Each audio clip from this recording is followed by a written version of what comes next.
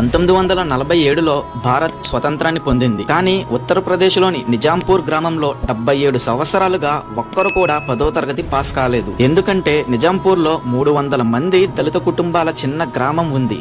ఇక్కడ పేదరికం పెరిగిపోయింది. చాలా మంది కూలీలుగా, వలస కార్మికులుగా జీవనం సాగించారు. చదువుకు ప్రాధాన్యత లేక చిన్నతనంలోనే పిల్లలు పనికి వెళ్లేవారు. 1923లో స్థాపితమైన పాఠశాల ఉన్నా విద్యపై ఆసక్తి లేక ఉన్నత విద్యకు దూరమయ్యి గ్రామంలో ఎవరూ కూడా కనీసం 10వ తరగతి చదవలేదు. ఆశలు కూడా ఆవిరైపోయాయి. కానీ ఒక బాలుడు ఈ చీకటిని చీల్చాడు. రామ్ కేవల్ 15 ఏళ్ల విద్యార్థి. రోజంతా శ్రమించి రాత్రి సోలార్ ల్యాంప్ కింద 2 గంటలు చదివేవాడు. నీవు ఫెయిల్ అవుతావు అని గ్రామస్తులు ఎగతాళి చేశారు. అయినా అతను వెనక్కి తగ్గలేదు. 2025లో రామ్ కేవల్ 10వ తరగతి పాస్ అయ్యాడు. ఇది గ్రామ చరిత్రలోనే మొట్టమొదటిసారి. నేను ఇంజనీర్ కావాలని కలలు కంటున్నా అని రామ్ కేవల్ అన్నాడు. ఈ విజయం గ్రామంలో కొత్త ఆశలను రగిలించింది. ఇప్పుడు రామ్ కేవల్ ని చూసి మిగతా పిల్లలు అందరూ చదువుకోవాలని కలలు కంటున్నారు. రామ్ కేవల్ విజయానికి ఒక లైక్ వేసుకోండి. అలాగే మన ఛానల్ ని సబ్స్క్రైబ్ చేయడం మర్చిపోకండి.